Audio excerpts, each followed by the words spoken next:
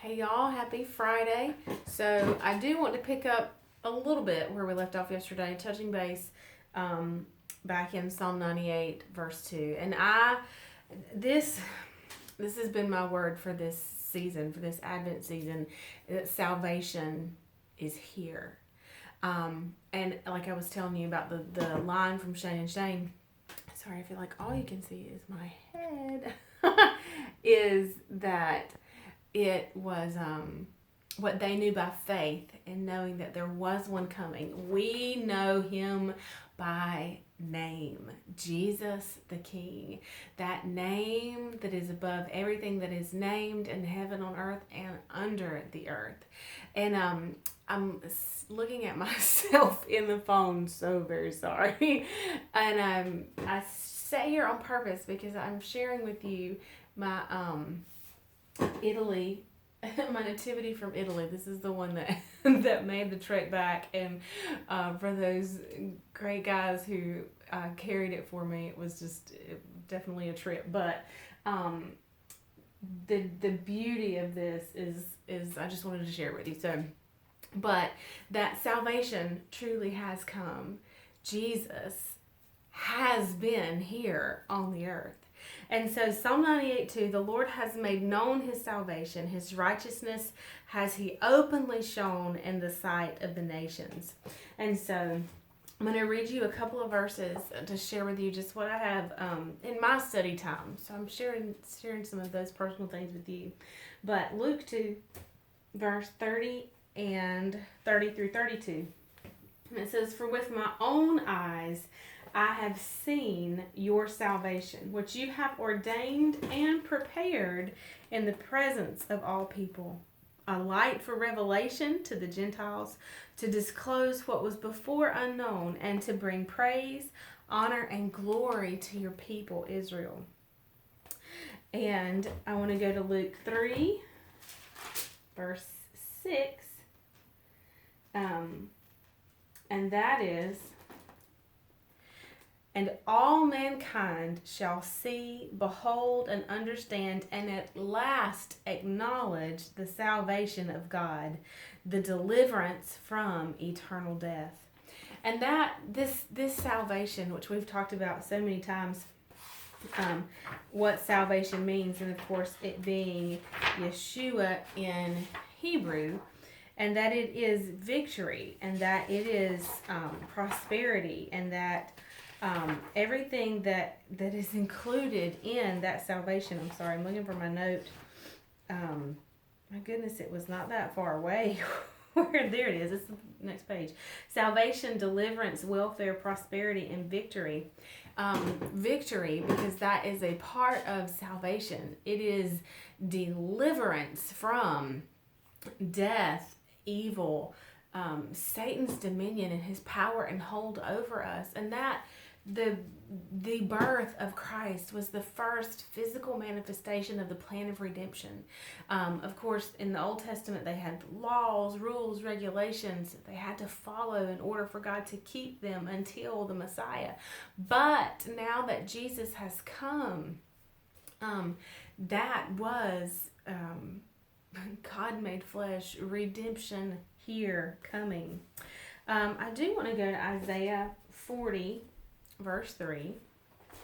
I have so many notes here in my Bible.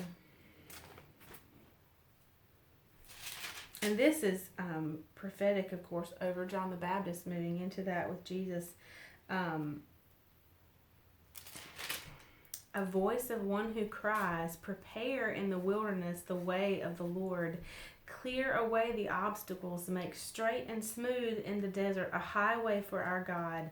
Every valley shall be lifted and filled up, and every mountain and hill shall be made low, and the crooked and uneven shall be made straight and level, and the rough places a plain." Verse 5. "And the glory, the majesty, and splendor of the Lord shall be revealed, and all flesh shall see it together, for the mouth of the Lord has spoken it." And then going back to Luke, when we actually do read about John the Baptist, and it says, "And there was a voice of one crying in the wilderness, prepare the way of the Lord."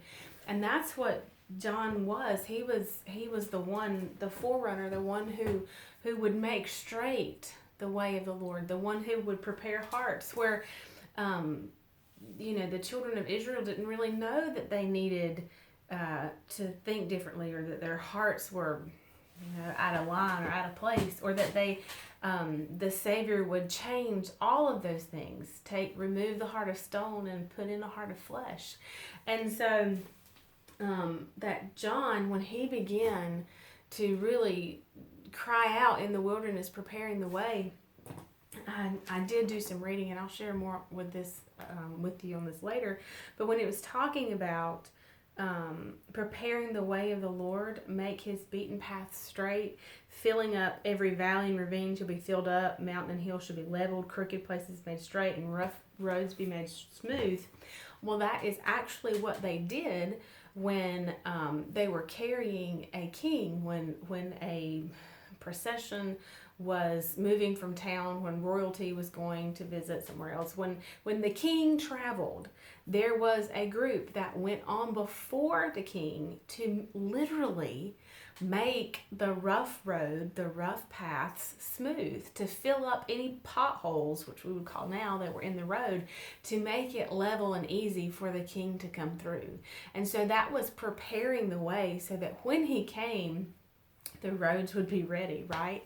And so in the same way, Lord, as we are so close to Christmas Day and actually celebrating, that we're celebrating all season, but that it be the day that we celebrate the birth of Jesus.